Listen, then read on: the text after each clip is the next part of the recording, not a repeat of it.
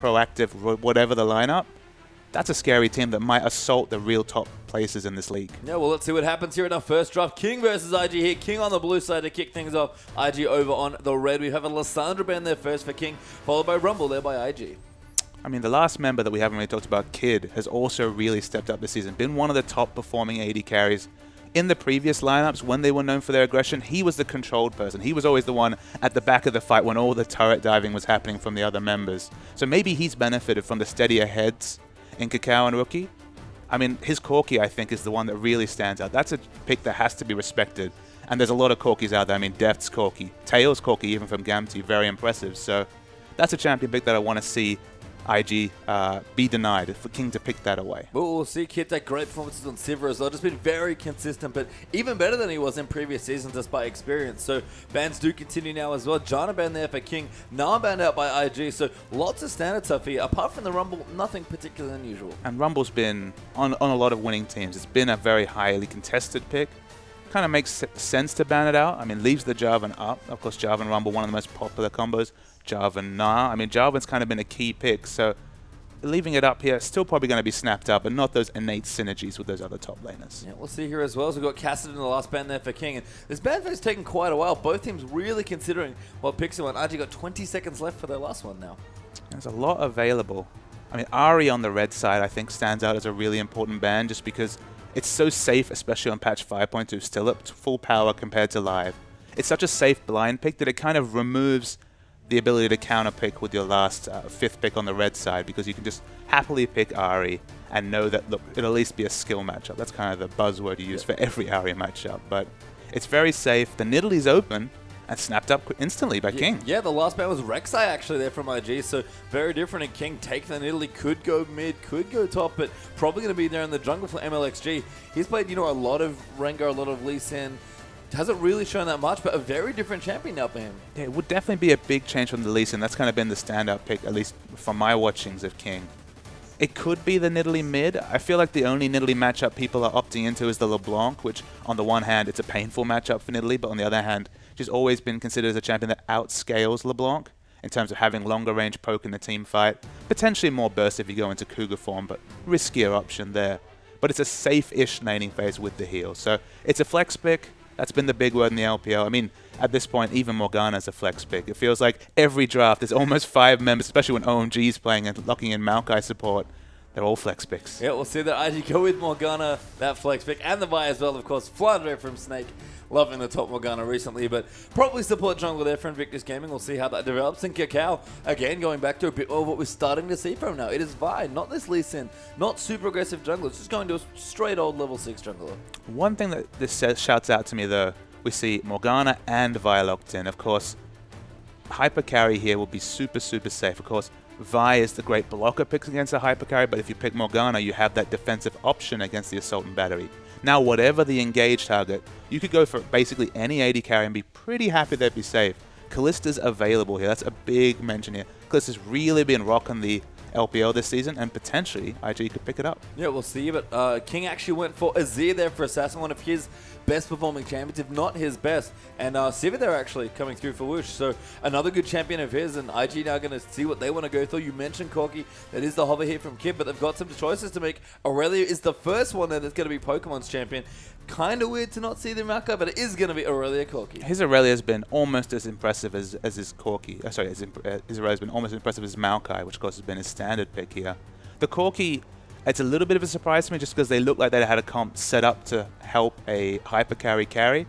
But doubling down on the mid game, they have a really strong mid to late game team comp here. Not the sheer late game, but to be honest, there's mid game flavor across the board with the Nidalee Sivir on the blue side, and of course now the Vi Morgana on the red side. Yeah, we see a lot of this just on this patch. It's not even certain teams that are really shifting, but games are a little bit slower. Mid games are very important. It seems where most teams are prioritizing their picks, and King are going to maybe try and shore that up. Is Sky looking at potentially a very tanky member in towards that top side, and it is going to be Nidalee jungle as a result. We've got Mundo and Braum, the last 2 lock-ins for King. I like Mundo against Aurelia just because you do actually naturally itemize health, which of course is the best itemization choice against Aurelia's true damage. And you do reach a point where Aurelia realistically can't 1v1 you in the late game. But of course, this is an IG team full of mid-game threat with the Vi, with the Corki rotations coming out with Trinity Force. committing to the late game, that's a risky option from King, a team that's been actually quite shaky when in the early game phase, which has traditionally been one of their strengths. Yeah, and pretty insane that the last pick drops so late here, but Rookie just gets Ari 5th pick. You talked about it on blue side. It's a very good first pick, but to have it drop through last on red side is pretty crazy. And I guess, I mean, it could just be that Assassin's not a big Ari player. I mean, it's so good against the meta picks. We talked, I mean, how many times have we cast games with Azir, Xerath, even Azir versus Xerath? And Nidalee's, Ari's a fine pick against either of them. So for it to fall out 5th pick on 5.2 before the live nerfs have come through, it feels like IG have won this draft, barring some mid-game execution errors, allowing Dr. Mundo to really scale up and get strong. Yeah, and Rookie's a massive Ari player there as well. Loves that champion. And Rookie's champion pool pretty deep as far as champion pools for Midlands go. He plays a lot here, but crazy to me to see what happened. IG, though, very strong mid-game. We're not going to see, the maybe one-off super poke comp that they played in the last game, but again, they've been playing very measured, very reserved, using their power spikes effectively. They've got lots of good champions to work on here in this draft. Yeah, they have experience playing the super late game comps, delaying power spikes with Tia, but also the more rotation-focused mid-game comps. So again, it's going to be the mid-game flavor here. It's going to be rotating, ensuring the Dr. Mundo can never get to that 3-4 item phase where the team comp might fall apart. And given their recent performances, I can't argue with it. I think IG have got them in the champ select here. And we'll have to see. But King, I mean, do you feel like for them, as far as they're concerned, that the Mundo is the key to their late game? I mean, I think so. I think Dr. Mundo against a Corki, against a Triforce user, not a tank buster there. It's going to be very difficult for them to get through. And of course, Mundo does also outscale the Aurelia, so Mundo holds the key to them in the late game. The early game, it's always about Nidalee. If Nidalee can get really on top of things, can monopolize those objectives, that dragon, it might work out for King, but it's an uphill battle. Yeah, it will be indeed, so let's get into the game.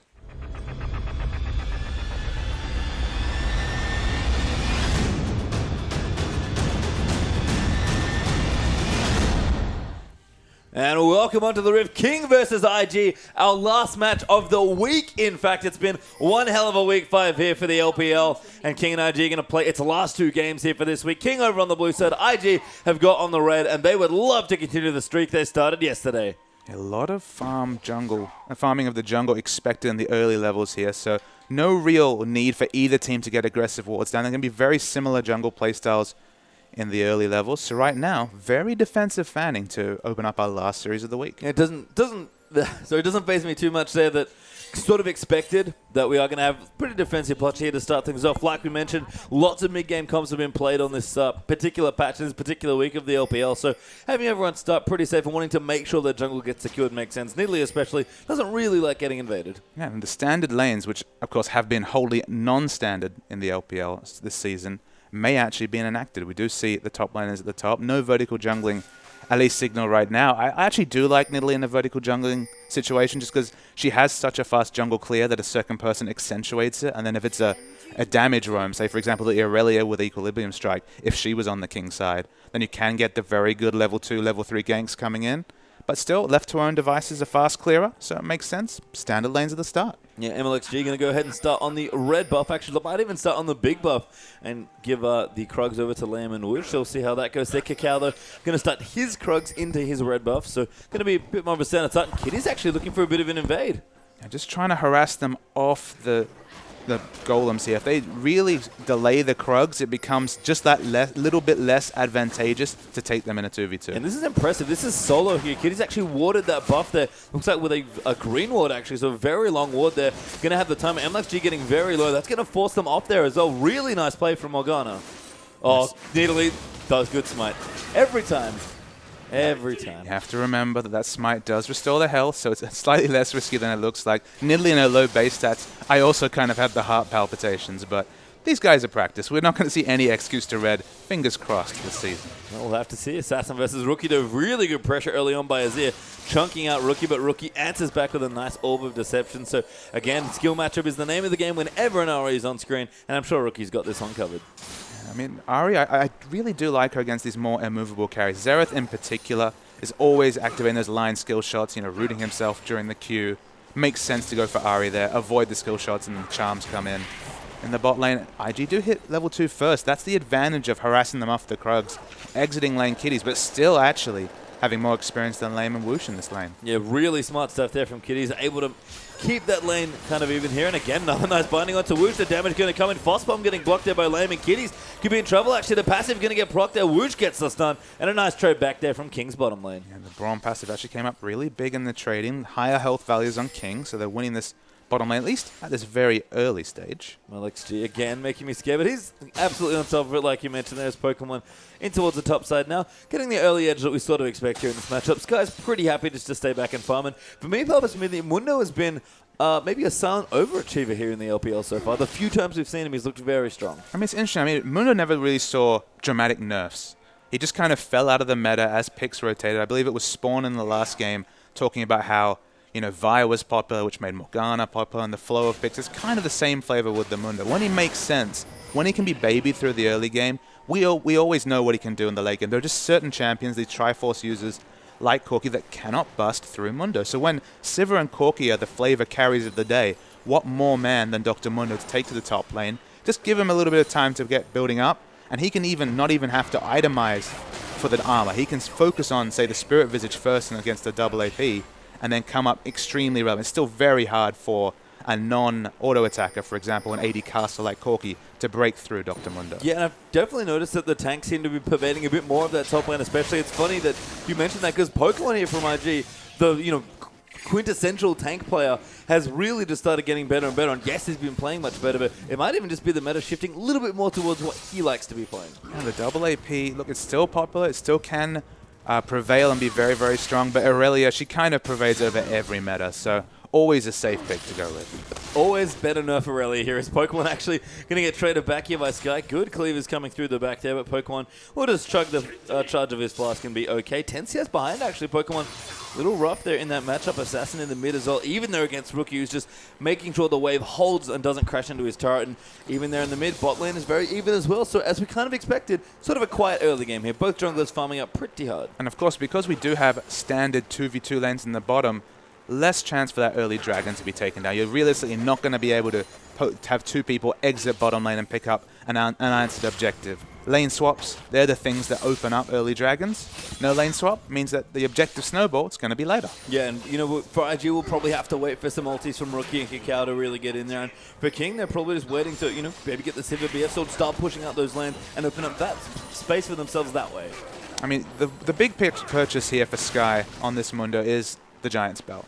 That's when he really starts to be able to utilize all the health regen from the passive for his ultimate to become useful, to actually be able to fight against Aurelia. He actually goes up and picks it now, but in the mid lane, Assassin's eating a lot of damage. Yeah, Rookie going aggressive, misses a charm. The Rookie dives back in and does get the kill, flashes out, spear goes wide, and first blood Ari. You can never expect a solo kill in the mid lane. Nidalee watching with aghast from the Raptors there.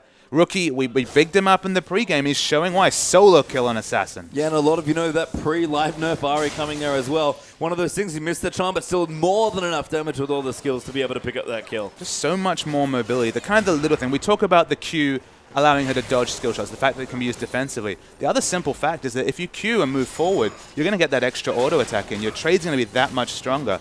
She's just that much more deadly. Sure, we're only talking 45, 50 damage. But in a trade against a barrier Azir, it's relevant. Yeah, an Assassin. In fact, they both used all of their spells, so that little bits of damage certainly mattered there. An Assassin, only level 5 as well, unfortunately for him. Going to feel remiss that he couldn't hit the experience. Rookie must have had some pretty nice wave control to make sure he manipulated that experience lead. And you know he's going to be working towards Morellonomicon, the much more aggressive option in the mid lane. Azir, he could go either way with these items, but he might want to start itemizing Magic Resistor. He's going for a world of pain from Rookie. Yeah, it's funny. If IG are a changed team, I feel that Rookie might be the one that never really changes. He's still got some aggressive flair to him as a player. It's not Zatai, he's not going all in all the time, but Rookie still loves especially to bully his enemy laner. He's still a very young player. We kind of forget about that with Rookie. He came through the Korean scene last year, really broke through, of course, hit notoriety right at the end when the K2 Rolster Arrows took down the OGN Winter, but he looks to Kakao for a lot of his inspiration. He's young, he's in a new country. He's really starting to settle in as we move into week 4, week 5. Not that he was poor before, but he's really starting to become the player that's so hyped in the mid lane. Yeah, MLX Judo's rotated in towards the top side. Pokemon can be in trouble. Does flash out. Good dodge to the spear. The cleaver though will hit. They're going to look in for the top. Pokemon pops the ulti. Transcendent Blade's going to keep him just healthy enough, and misdive there by King. No ability to hunt Pokemon. Was not able to hit either the trap or the spear there, Nidalee. so they have to back away, even though Sky took so many turret hits. Rookie roaming here there as well. Does get hit by the cleaver. Going to try and land the charm. Lights it up. Almost hits MLXG, but a good flash from Sky keeps him safe. Yeah, good play there. Good roam timing from Rookie. Doesn't lose much in the mid lane. Actually has Vi opening time. Kakao killing that pink ward. Just heaping the pressure onto Assassin despite the fact that he exited lane. Yeah, and again, Rookie, what he's known for, he likes to move up in his lane, get ahead, and then move out of it and try and roam there as well. So Kakao covering nicely, but Rookie really, especially on this Ari, on pace to make this game very strong for IG, but laying down the bottom. Going to get the passive onto Kitty's Woosh. Will move in there as well. Dodge attempted, but not quite there. Black Shield very nicely timed though, and Kid going to try and turn it around, but Lamb is going to be the exhaust there as well. Kid so low there, doesn't quite take the winner's bite, and Kid gets aggressive, tries to kill Lamb. Woosh there can't actually move the fastest run, but Woosh gets a solo kill, or 2v2 kill out onto Kid, and Kitty's might go down as well, but Kid Cows here dunks him, but the double kill does come through. That was an insane little duel right there. Kind of mistakes on both sides. Lamb unwittingly taking the second turret hit, actually baited the IG bottom lane into giving a double kill to Wushin. Wushin has been one of the shining members of King. He's always impressed, whether it's been in defeats or victories. So for him to start with 2 kills in this lane after such a balanced early laning phase is massive for King. Yeah, and you can see some points starting to open up on the map now as well. The mid lane for IG, and now the bottom up for King. So things looking decent. Berserker Greaves, BF Sword, very nice pickups there for the bottom lane. Yeah, I mean, the Berserker Greaves, you might think, okay, why not working towards a bit more flat AD, but just the ability to keep proccing that passive, the fleet of foot, to get those extra hits in. He doesn't have quite the same right-click wave clear as if he got even just a longsword, but it will help him in any sort of trades. And judging by that last set, there's going to be plenty of trades in this bottom lane. Yeah, MLXG though soloing up the dragon here as well. Very strong timing. No vision forthcoming from IG, and a steal away there. 10 minutes almost on the dot there. Now, when we move to 5.3, we'll be seeing a little bit less of this jungle Nidalee because you won't have the double proccing of Cougar abilities whenever you hunt. That's been the big thing that's really promoted Nidalee jungle. Hunting minions and the monsters was the first in the open Nidalee jungle, but the clear speed is so fast because you're able to do that double rotation of spells, and even Dragon is just no match for her in the early levels. No, we've seen, I think, Dandy doing a very creative level 3 solo, I believe it was, but that was a very comfortable 10-minute Dragon there for MLXG. So advantage there. King there actually evening up that gold lead a bit as well. IG were about 1,000 ahead earlier, but it's only 300 or so now. Kid also going to clear out the Scuttle Crab, take out a bit of extra XP and say, thanks, jungler. Thanks indeed. I mean, the Murlonomicon already finished for a Wookiee in the mid lane. It's clearly significantly ahead. Assassin's actually opted in to go for the Murlonomicon as well. On this patch, only 400 gold between those two items. Obviously, being able to itemize in the extra 25 magic discs could be very useful in this mid lane. I guess the result, even though he has his summoners back up, he's going to have to play very defensive. I mean, he had to already. There's still Kakao and Vi to think about. Yeah, I mean, Kakao's only had the one ulti down the bottom, which was basically just for a trade, but still looking very threatening on this ulti when it comes back up, and it seems like we're back now. So if Kakao does want to make another move, he's going to use in that ult, and he's already got the Warrior in chat, plus the Moby Boots done. Yeah, Assassin going to play so defensive in that mid lane. And bottom, more trades exist. I mean, the game's pretty quiet, which on the one hand suits King because Dr. Mundo's getting closer and closer to what looks like a Warmog's first, so going really old school with that pickup. Warmog's is very strong at the moment, 800 health, and it's worth noting he's against a Corki here, so a lot of mixed damage. Itemizing that flat health gives him a lot of options against burst, and because the game is so rotational nowadays, the fact that they've buffed the health regen when you're out of combat so significantly, just gives Mundo more options when he's rotating between lanes. Yeah, and that mixed damage that you mentioned, going to help in his lane matchup there with Pokemon as well. So strong stuff there early on for Sky. Again, love the Mundo pick here from King, but Kakao going to go fishing in the mid lane potentially for a gank, but Assassin seems to be playing pretty far back. Rookie pushing him in fairly aggressively though. I mean, he's just basically trying to help Rookie open up a massive CS lead in mid. It's already something that's going to be happening because of the Murlonomicon start, just because of the fact that he's already got the solo kill. But I mean, the Vi pressure just multiplies that effect. He basically has to stand in his minion wave or next to his turret consistently in this game. Yeah, well, actually down the bottom, Kid could be in trouble, but does Valkyrie out. The Black Shield going to help there as well, but Whoosh and Lamb really bullying the bottom lane a little now. The CS lead opening up now on Whoosh. It's getting closer to about 10 CS ahead. And you mentioned the jungle there for Kakao. Adorable play by Assassin, getting in with his Sand Sword just to make sure he safely took the Raptors, because Kakao and Rookie were both waiting to kill him. Yeah, at every option, he's going to be in there, and Assassin has to be so careful. It's only an 8 CS advantage, which is very good play from Assassin, given the fact that he's died especially. But he just understands that if he stands away from his ranged minions, the Charm or the Assault and Battery, he will be dead. Yeah, and we've certainly had some quieter games, like you mentioned. This one very even right now. And in one ways, yes, that favors King with their scaling, but IG, never count them out at this stage of the game because they're always looking to go strong. And we've had so many strong mid games that they look like quiet games, but there are no truly quiet games. And I'm not willing to commit to say, all right, get to late game, Mundo will be the difference. Mundo will be a very significant factor in this game, but it's like saying Corki's an early game carry. We've seen Corki's out-damage other traditional late game hyper carries consistently based on positioning, based on just the ability to burst down and communicate target selection from your teammates. It's still a very good late game. It's not like Aurelia's weak in the late game. It's just Mundo has a lot of options against Corki and Aurelia specifically. So we'll see. Bottom lane there for King looking good. Tower taking a decent amount of damage, and Kid again forced back against it. Just going to try and see us where he can. About a third of the HP taken down, and Kid will clear those minions out, so he's going to be moving in towards his Trinity Force. But this Sivir is firing, and Whoosh going for a bit of a greedier build now, actually. BF Sword Pickaxe and now an Avarice Blade. And it's actually pervading across the map here for King. As we see, MLXG's actually gone for just the straight Magus enchantment, no mana regen. So his jungle clear is actually going to be very based around Cougar abilities, not the ability to prop that hunt a lot, because it will use a lot of mana trying to clear the waves. So it's almost a snowball build coming out from LXG. A lot of great stats, a very cost-effective item, but if he's not picking up kills, his jungle clear will be significantly impacted. So we'll see Nidalee again been kind of quiet, but Cacao and MLXG pretty comfortable just to farm the map up now. So Cacao looking in the mid, doesn't find an assassin again. Very aware play here, despite having, I believe, 1 to 0 wards there to be able to spot that. He's just playing consistently on the back foot, whether it's the skill shots, whether it's the jungle pressure. Every time he tries to put down a wave, it's been cleared by the pinks and by Cacao. He's just giving the drive by his middle, almost like he's Nunu, and saying, all right, I'm going to chomp up this ward, and you can kind of deal with the pressure that this darkness pervades. Yeah, so impressive, though, that Assassin's been able to survive, apart from the solo kill, actually, as MLXG pops his way down towards the bottom, but won't go in for anything there. Whoosh again returning now 2-1-0 on the Sivir with 130 CS, 33 CS, sorry, really opening a nice lead up against Kids Corki. Just some disgusting items coming out of Dr. Mundo on the top end. Already a Warmogs and a Kindle Gem on top. You know that Spirit Visage is coming.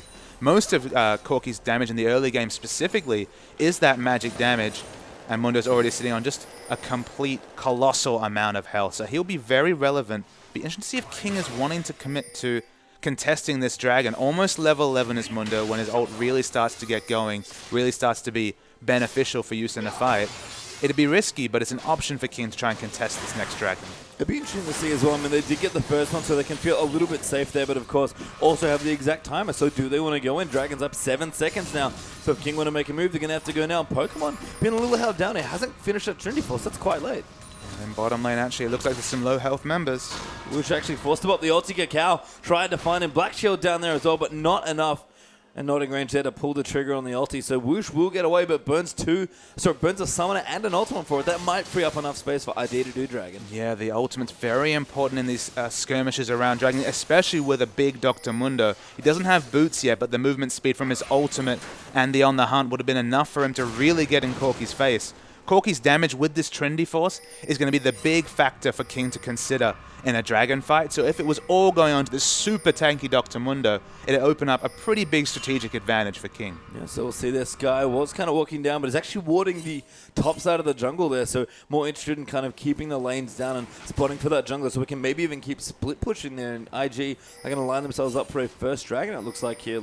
Lamb's actually very low on the Brom there as well, so IG should have a pretty easy time of this objective. Lamb tried to clear some wards and, of course, ate a whole load of damage from Trinity Force Corki through the Unbreakable. It didn't matter. He's not really in a position to contest. He could, of course, flash ult and just die in the AoE, but it looks like IG have complete position on this dragon. LXG does not find the steal, and Cacao does secure the buff there. So a dragon apiece now between these two teams. Gold basically dead even as well. Sky actually here with Pokemon. Pokemon is clearing out the waves, and Sky pops his ulti and says, yeah, not really worried. He'll be fine. Mundo goes where he pleases. He's just about to have the Warmogs actually activate here. And look, he's at full health. No problem. Yeah, you can just kind of watch. Just on the side there, that health rocketed back up after that out-of-combat regen kicked in. And Pokemon having, Sky having the time of his life in the top lane despite the CS disadvantage. It's, I think, going to be a story of dive in the fight. Aurelia, Vi, Ari to some degree, all going to be diving into the backline. How much lifting can Sky do? Because realistically, we have to remember it's a Nidalee jungle. It's not a double dive combo. It's just the single tank here. So it's going to be difficult. They're going to need to hit that poke. They're going to need Assassin to really have a big Emperor's Divide. Liam, of course, a very strong disengaged champion as well. But Sky is going to try and make Kid irrelevant in fights. But the triple dive from IG, especially if they get farmed, is going to be relatively strong on its own. Yeah, so we're really gearing up for, again, another very strong-looking mid-game, but towers, actually, none of them have dropped yet, so still a very closed map here. Dragon a piece, of course. Baron's actually up in a minute 40 or so, and items still building up. Whoosh not quite done there. Actually does not quite hit the binding. Good spell shield, but wasn't needed. Actually, it was just a bit wide there of that one, and Kitty's return to the bottom lane. Kid really turning on some of the denial there with that Trinity Force, kind of bullying Sivir now. The passivity of this game, the passivity of IG recently, again, just something that kind of washes over you, and you remember previous games and wonder where that aggressive team has gone. This current team, though, getting great results, still very measured and smart. Finally, the first turret comes down, and it's for IG. Yeah, great pressure there by Rookie. Again, trying to bully that lane. Eventually pilots that into a turret advantage, but Lamb down the bottom. Going in onto Kid, does get 2 stacks of the passive, but it's not quite enough, and King will back up. Sivir, though, does fight back.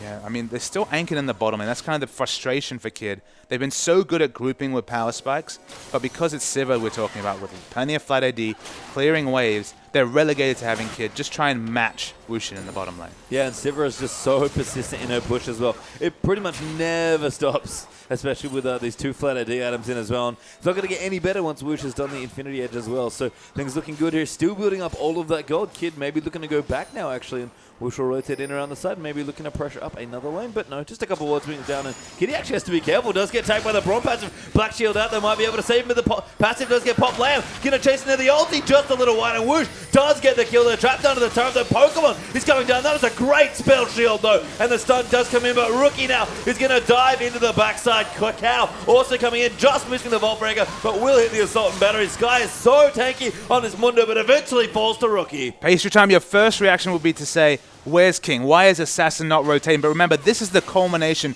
of 20 minutes of Assassin in the mid lane, being forced to play on the back foot, being consistently drive-by ganks coming through from Cacao. He could never be on the front foot because IG put all their resources in keeping Azir on the back foot. Their result is a very nice rotation to pick some kills up in the bottom lane. Yeah, really nice teleport there by Pokemon, and Rookie, so much flat damage there with the death cap already done. Azir does answer in kind with the turret. That'll be the first there for King. IG, of course, taking 2 with the mid and the...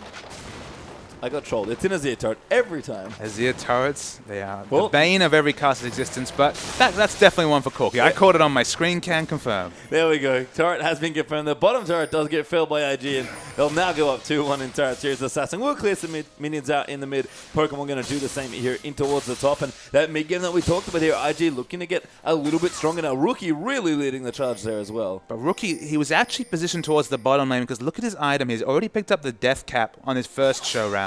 With the kills there, got the blasting wand as well. He actually has a lot of wave clear, and they now do have the option, if they want to move Kid into another lane, pick up this third outer turret, and have Ari clear waves and split push down the bottom lane. Looks like that's what they're going to do. Yeah, Rookie, they're going to rotate in, and we'll see what goes on. Cacao, actually pretty interesting jungle item there. More of Malmortius has been completed.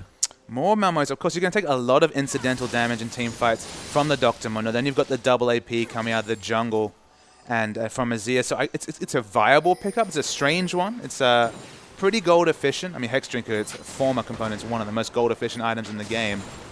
It just look, he wants to be fighting all the time. It's not really realistic to pick up a Trinity Force and Vi in a competitive game.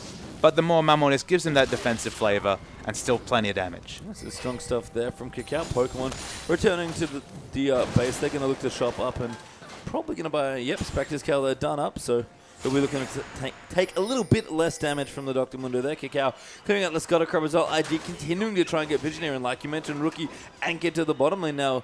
King really pressed up against basically their side of the jungle. But IG just, look, these rotations, these movements of their champs, just so intelligent. You know, noticing, all right, we've got the death cap on Rookie. It gives him very good wave clear on this Ari. Move them into bot. Now we can use the Trinity Force power spike. We were just talking about the fact that Kid was forced to group. But they've got the answer to all these questions we're posing to them. They've got the answer to a lot of what the enemy team has been posing against them in their last few series. They're just really starting to become a very smart, proactive team. Yeah, really strong stuff. Assassin does clear out the wards with the Sand Soldier. So IG trying to get vision there over in the enemy jungle, but it is being thwarted a bit by the sweepers that are over on King's side. Dragon back up in 20 seconds now as well. And IG looking very strong to take that objective uncontested. The Mundo, unfortunately, still powering up, and that's kind of the story here of King's lineup. Yeah, we saw Corky was actually positioning to back. Bit strange timing. We'll have to stay around.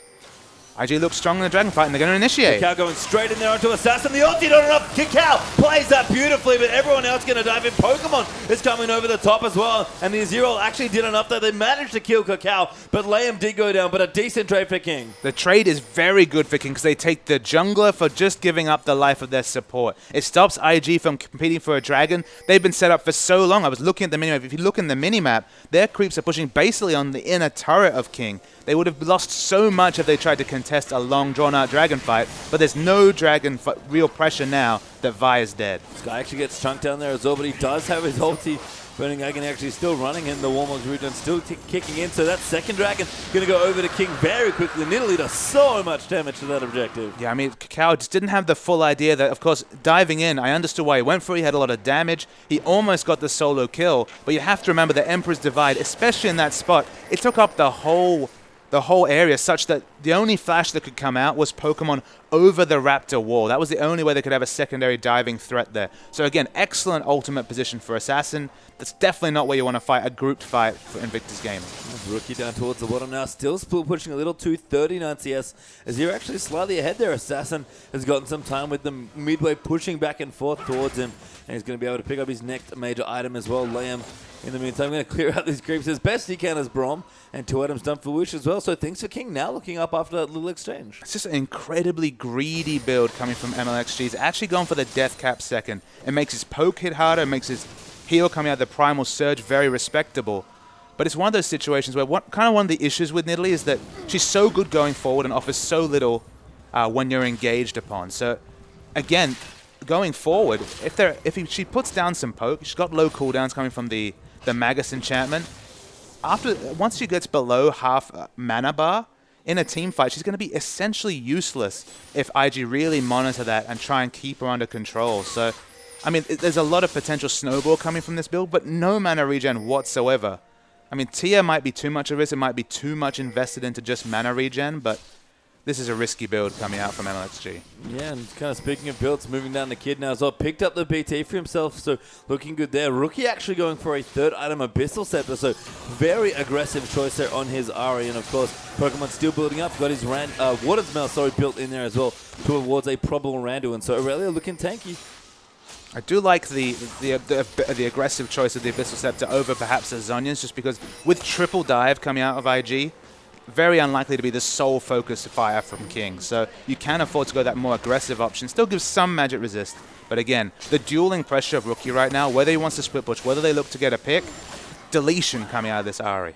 Yeah, we'll have to see. I mean, both teams have a lot of very strong damage potential. You mentioned the Nidalee before. It is a greedy build there from MLXG, but if he ever finds someone and gets a spear, they die very quickly. So both teams kind of dancing very carefully here in this stage of the game. No major objectives really here to take. Baron is one, but it's very hard to just kind of face tank it here with both teams having fairly good team fight at this point. So IG, despite the lead, going to play very patiently again. It does make Nidalee effectively a pick champion, which for a champion with no CC is probably just something that you don't necessarily have a complete thought about if you're IG. So they do have to really respect the damage coming out of Nidalee. It's just, you know, she's at half mana now. Couple of spears in a team fight, maybe a heal. She'll be completely Ermin, only in Cougar form. Once you move into Cougar form, sure, your abilities don't cost any mana.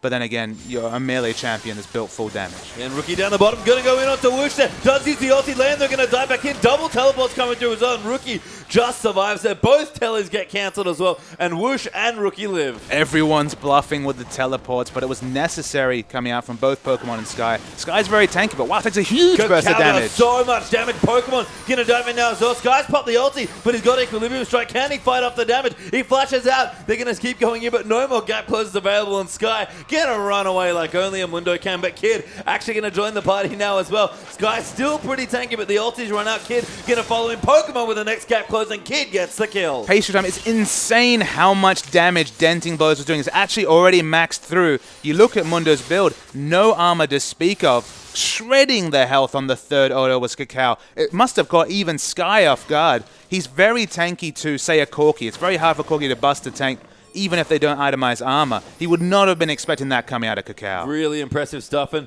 we looked at Vi as a champion. It certainly picked up a lot of popularity. That has to do with, I think, that passive you mentioned right there, the ability Denting Blows. It's not just good for objectives, but it's great for champions sometimes. Okay, and this is, of course, 5.2, so Baron damage has been relatively nerfed. Kakao's very low. But King have no idea about this. They rushed down Baron at 28 minutes. That was one fast Baron there as well. You mentioned the Vi already can do great neutral objective damage, and Kid no slouch either on the Corki right now. So very good Baron there by IG, and they rocket up to 4,000 gold ahead. Crazy power spikes across the board. Getting tanky Pokemon's got a bit of the armor and the magic resist.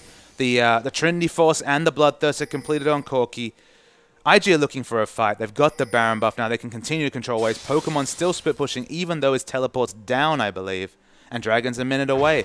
IG in full control of this game. Yeah, I mean, it took, a couple of fights back and forth, but after that great pressure from Kakao, that parlayed into the Baron, and all of a sudden, things looking really up here for the IG lineup. King certainly have some fight here in this game, but they're still sort of scaling up. 3 items done now for the Sivir as well. Mundo getting very tanky, but not quite at his 3 items either. Azir's sort of 2.5, I guess, if you want to call the Stinger half an item. Zonya's great there, of course, but IG just have more power right now, and that's what matters. It's just so interesting how both Azir and Xerath are so completely undone with these Ahri picks. Ahri offers assassination options in lane, can counter push very well against these long range push champions, and then transitions into the mid game just that much better than Azir and Xerath do. In the late game, sure, it's risky to go in with that Spirit Rush and do damage in just 600 range, but she just pilots and controls the mid game so strong compared to the mid lane as we've seen commonly in the LPL this season. And that's sort of the nice thing about the new patch coming in. Things are opening up now. We saw almost exclusively Azir Xerath felt like for the first few weeks, but Ahri very strong on this patch in particular, and Rookie never want to shy away from a strong champion. You should never leave open a 5th pick red side Ahri to Rookie, to Cool. I mean, Cool getting on the blue side first pick was a surprise as well. There's these noted Ahri players who in previous metas excelled on that champion, and they're getting it available to them, and teams are paying for that. Yeah, Kakao are going to dive into the Dragon there again. The Vi Dancing Blow is doing so much damage here. Pokemon eventually were drawn in. Rookie's helped out as well, and this Dragon just gets destroyed by IG. That's their second. Yeah, it's second across the board, so at least they don't have a massive Dragon timer to think about for now, King. They've done a very good job securing the first 2 with their rotations, but King is so far on the back foot, you can feel it. And I mean, Nidalee's doubled down. She's going all in on the damage. Yeah, I mean, this is what we've seen from a lot of jungle Nidalees, and it's just not always paid off. You kind of have to get ahead early. It's sort of weird because it doesn't feels like it fit that well with the rest of King's comp. I mean, at the end of the day, it almost feels like she's demanding blue buffs, because if they're looking to siege, like she's got a very strong siege build here, but realistically with no mana items, sieging isn't an option. Assassin on this Azir will go through a lot of mana himself. It's just a bit confused to me. You've got 2 champions here demanding blue buff, 2 champions. I mean, Nidalee especially looks best when she's going forward. It feels like maybe they should adapt the build to be a bit more defensive. I mean, we saw Loveling, for example, opting into a Banshee Veil after getting picked by an Ahri too many times.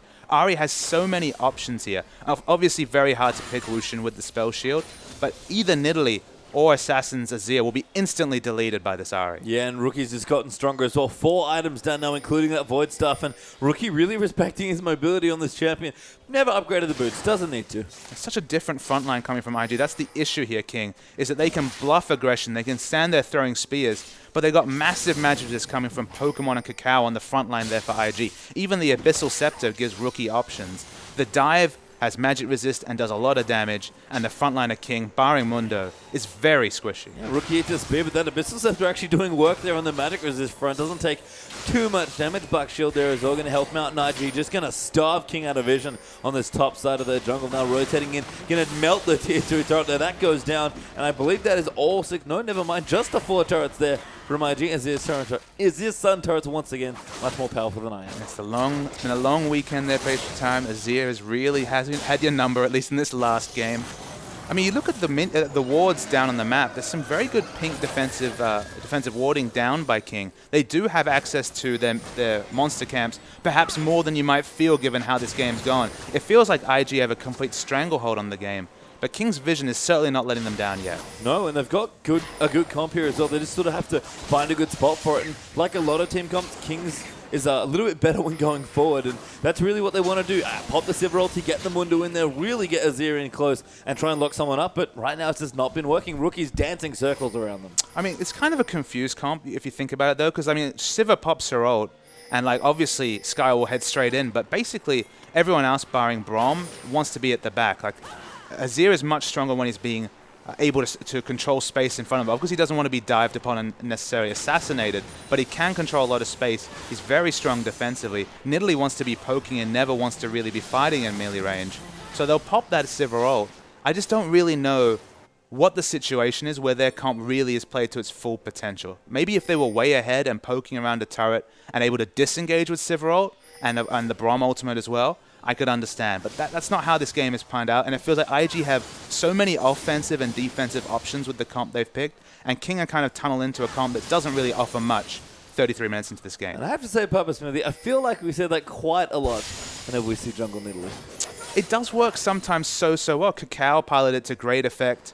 If we actually saw, I forget who played it, but a very balanced teamfight comp with Nidalee as the sole poker, Alessandra mid, and say, for example, the Nidalee. When Nidalee offers something unique to the comp, it can be strong, but for a champion that's so strong as solo queue, for a champion that's so unique and actually provides a surprising amount of pressure for just a damage ganker, in these sort of games where the lanes kind of play around defensively, the game kind of lulls out for the first 20-25 minutes, there just is that potential that even though she does a lot of damage, it just doesn't matter. We'll have to see here as well. Cool Bootsman out of there for MLXG. Unfortunately, not really going to help the mana problems, but definitely going to have plenty of spears to throw out there as well. Lamb clearing out wards on this Braum now as well. IG likely looking at Baron again as it's going to be back up in 40 seconds. Dragon going to follow about a minute after that as well. And Pokemon content and split pushing down the bottom lane. I mean, the big issue here is the Sivir has to build full damage. She's not in a position to build tanky items. And the Sivir is realistically going to be assassinated by one of Cacao, Pokemon, or Rookie. There's so much dive there that Sivir will die, short of perhaps a Guardian Angel, an early Banshee Veil for the second Spell Shield option. And Kid is going to be so safe in the backline here. There's just no real backline assassination threat, barring just the most fortuitous spear of all time coming out of Nidalee. Well, we'll have to see here. Rookie really zoning people out there with his Ari. Kind of throwing charms back and forth. Does hit a spear, but a good black shield there by Kitty's going to reduce a lot of that damage. And again, the Abyssal Scepter doing work. I mean, MLXG is throwing spears here, but IG just going to take out the Pink Lords here. And Nidalee on top of ward, not going to be able to do a whole lot more. Pokemon still with the teleport, moving in towards the bottom side of the map as well. And ID just making sure they have exact vision around the Baron. Yeah, the split push continues from Pokemon. The CS value is high across the board, none more so than Assassin. He has a lot of CS, but still, barring the one excellent defensive Emperor's Divide, been basically a non-factor this game. There's still plenty of time for that to change. King are very farmed, but we're still waiting for that big team fight between these two teams. Pokemon actually going to telly in around the side as well. There's Cacao going in. Again goes over the ulti. Pokemon is right in the back line there as well. Just going through. Kills MLXG on his own. Rookie dives in the back for the double there as well. And such great play there. Now Sky getting it locked up as well. Forced a flash out over the wall. That was brilliantly executed by Invictus Gaming. The flank engage from Rookie was amazing. Able to escape the ward coverage, get a double assassination in the back line. And that's what I'm saying about IG's comp. They can come into a fight from different angles. They can engage from the front. They have so many different flexible options. Nidalee has one mode. It's throwing spears and going in if she hits one. When she's engaged upon in a flank engage like that, she offers nothing. Assassin, got to be careful. Dragon is not joking around with the damage. Will get it, though. So a very nice trade there for King. They'll pick their third crucial Dragon up there, but that's not the best consolation prize at this point. IG with the Baron going to shove down mid. I mean, third Dragon buff is excellent for map rotations, but I mean, King haven't been rotating to any of these neutral objects. It's been so long since they picked up a big objective. We're going to see the replay here. You have to watch Rookie in the backline. He's not on screen right now. You see a very even fight. And then MLXG's instantly dead to the flank engage coming out from Nidalee, from the Ahri right there. The fight continues, but with those threats, with MLXG, so much gold, so much damage items built up on that Nidalee, she just offers so little when the flank engage is coming in. Flexibility, not there from the Nidalee. And that's, I think, the best way to describe her is that she's very powerful, but maybe a bit narrow here. And time again, apart from a few different games here the weekend, that seems to be the story of Jungle Nidalee. And Ahri, maybe the best performing champion in this game for IG for Rookie. Maybe the complete opposite. Very versatile, very powerful. Gives you a lot of options in a lot of different situations. Any champion that you can blind pick on blue side and be kind of happy in any matchup is powerful. And of course, Ahri's been buffed to really cement that status as a blocker pick, as a safe pick. We say skill matchup. She can lose any matchup, but she wins much more often, especially on this patch, than she loses. Yeah, I mean, even if you're just the 55% in every matchup, that's still good. You're still technically ahead in all of those matchups. You win 55% of the time. It's simple mathematics there. It looks good. It does look great here. We have had a pause, but we should be bobbing back into the game any moment now. Seems like whatever they had going on has been sorted out here. And IG still looking strong, still very measured play, still very controlled and very patient, but playing like a team. That's the thing that is the hallmark of all of these great teams and the top teams, especially in the LPL. When they are playing, they play together. Yeah, and it's, again, proactive teams have had so much more success than reactive teams. King, once you opt into that Dr. Mundo, there will be those odd games where it really pays off, where Dr. Mundo's the difference. We saw that when Starhorn Royal Club 5th picked a Dr. Mundo that completely undid their enemy team's comp. He got to late game and they won the game off it. But in situations like this, when the game is played around Dr. Mundo, the fact Dr. Mundo is just huge in terms of items, it just doesn't pay off. And the Nidalee and the Dr. Mundo are kind of the two outside picks coming out from King, and both of them are a miss. Well, IG here with the Baron buff now as well. Almost 10,000 gold in the lead as well. Knocking down most of the turrets. Still got the tier 2 in the bottom to take if they want it as far as easy turrets go. But going to move in for the next ones here as well. Split up, and looks like maybe 1-3-1. Just get all of the Baron buff onto as many creeps as possible. Yeah, they have the short range from Corki, but of course if they can get a pick, they train down turrets with all the buffs they've picked up and the double Trinity Force they have. So they're looking mostly for the pick. You can see some very aggressive pink wards. You know that's what IG's all about, catching a pick in transition. But with the 5th Dragon, slightly harder than normal to do that. Yep. So Baron buffs here for the tier 2. IG will take the easier of the turrets left for them to take, and Pokemon is going to face take a bunch of damage. Not worried too much, and Kid just ripping through structures at this point. Yeah, they just continue to push out. That's the last of the outer turrets, I believe, down. 9 turrets, but of course 6 of those are the outer turrets. 3 Azir turrets to throw off poor mate Pastry Time over here. I'm telling you, man. Azir is the hard counter to Shoutcasters, I can tell you that much. The Sky does get locked up there by Equilibrium. So Rookie with a bit of poke. Assassin going to answer back with some Sand Soldiers, but IG still moving in with the pressure here. And I see a Chalice there in Kitty's inventory. I wonder if we'll see the IG special today.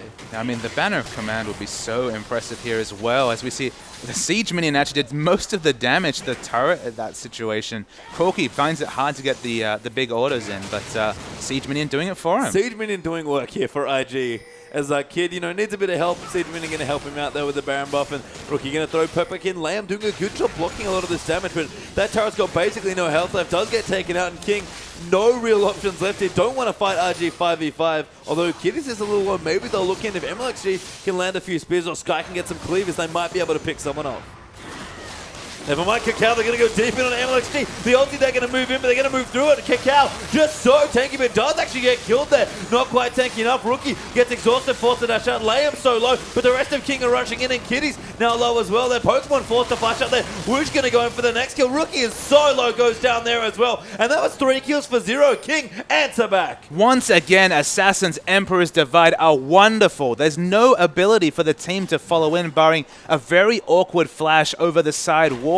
You cannot flash over that ability, and they're just finding so much difficulty engaging. MLXG is the target, obvious ult target for Assault and Battery. Gets so low, but there's no helpful damage, and they need to really be careful because King's comp is farmed up. It is very strong in these siege potentials, and you can see right now they're going to train through turrets. Yeah, which actually gets the turret down at the bottom. Finally found that outer turret there for King's third. Make it 4 there as the mid-tier 2 goes down there as well. Let's see that again. So again, it's a smart engage from Cacao, but the Emperor's Divide just causes so much work. Cacao is completely alone as 2 members come through that slight choke. Rookie takes so much damage just looking for a charm to be relevant in the fight. He dies just looking for a counter pick on MLXG.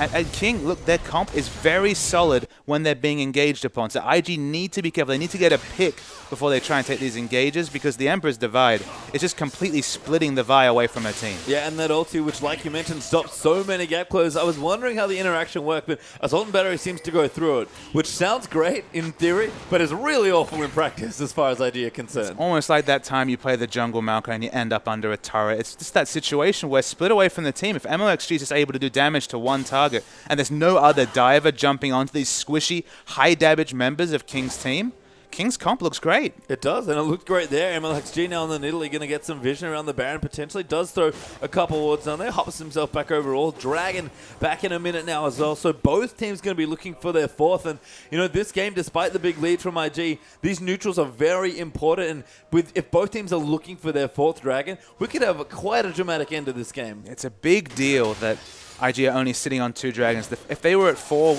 moving towards 5, and King were the ones that had to engage a fight, their comp just doesn't work that way. It doesn't work on engaging a fight, and they would struggle. But because it's so even, the vision, in fact, is just starting to get swept around the Dragon. They're going to work towards getting their third. It's not a big timer until the fourth goes down. They don't want to give away Baron, sure, but you can see every fight where there's terrain around that the Emperor's Divide augments, IG's comp has trouble. It really does, and you're right. So it is 3-2 Dragons in favor of King, who managed to get just a few more there than IG. And I mean, the fourth Dragon's even more threatening than for King. If IG were looking to maybe get their fourth and say, okay, give them the fourth, we'll take it then. And then you kind of have a very tense standoff. But King even have the lead there. So playing very defensively, letting IG sort of dictate the game to them. But again, they've got the scaling comp here. They feel at least comfortable dragging out this game. And it's dragged on for a while now. And IG, you might ask them, okay, so the dive doesn't work. What do they need to do? They need to really work on side lane waves push. They have it coming in the top, but it looks like we're going to see a fight. Dragon does go there. That's the fourth for King, but Lame could be in trouble. Pokemon and Rookie diving in the back, pick up Whoosh. Now MLXG could be in trouble. Lame in the back, trapped in there, does not go down, but Cacao dunks Sky there with the Assault and Battery. Binding, gonna hit in there as well. Spears running back. Sky flashes out. He's so tanky on the Mundo, regenerating health like absolute crazy. And Pokemon's gonna chase him, but I don't think it matters. Fights in situations like that where the Emperor's Divide does not stop all the threats are totally different. I think Pokemon, I don't know if he has the damage to take down Sky anytime soon, but it's going to go a while. I mean, they're going to try hit Burning Agony, going to make that slow last a little less long. Sky's regenerating an unbelievable amount of health. His ulti's halfway back off cooldown. He's actually maybe taking a bit too much damage there from his W. Pokemon will eventually chase him down for the kill, but IG are going for Baron. There's plenty of Baron damage on the other four members, but we know how strong Nidalee's poke is. She's not going to stick out ahead. She doesn't know where the wards are, and it should be IG's Baron. Yeah, that was a bit unfortunate for King. They could have moved in for at least poke them off the Baron, but instead IG will claim, I believe, their third Baron of this game. So good neutral control there by IG, but King, as we mentioned, did get their fourth Dragon. Cacao smelling around. Assault and Battery has just come back up. The point I was about to make before the fight happened was IG need to get their side waves in control. Rookie was up top trying to do that, trim the wave. That's why it's pushing in so aggressively now. Pokemon's working on pushing the bottom wave there. They've never had all minion waves working in their advantage when they've gone for those sieges, where you have that insurance policy that if they commit to a fight, they're losing a lot to the sixth man, the minions. When IG reset that, when they get on top of that, they should be able to close out this game. The MLXG power farming the jungle there on Nidalee kind of demonstrates to you just how much power that champion has.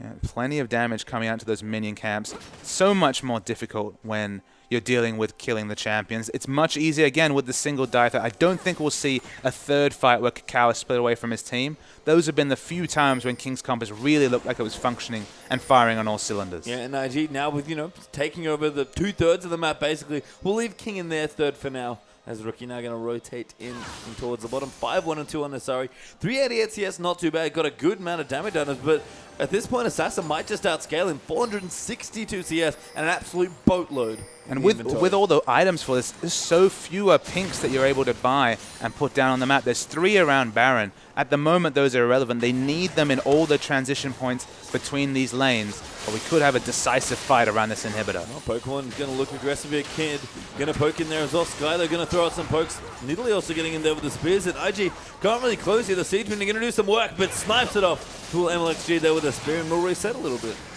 Another Zia turret falls just to make it 12-4. It's been an exciting game, apparently, in turret score at least. I believe that is literally more turrets than exist on Summoner's Rift normally. So IG have officially claimed some sort of record on turrets potentially. As Kid with the Black Shield, very safe there.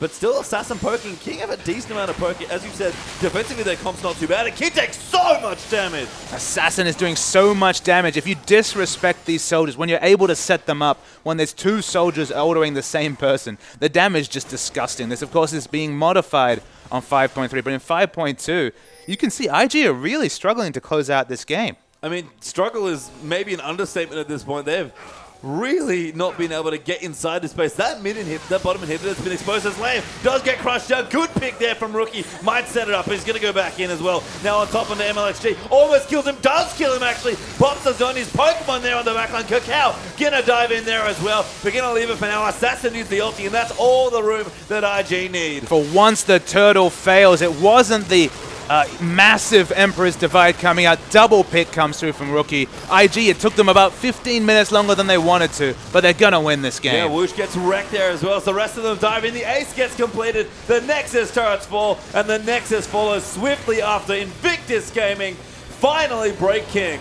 So I was worried that maybe we'd see a different flavor in Invictus Gaming, but again, it's the patient play. Again, it's understanding their power spikes. They didn't get outscaled by the Dr. Mundo. Their multiple engage threats were the real big boon. There was always a potential flank engage coming from Rookie, the linear engage, the assault and battery coming from Vi.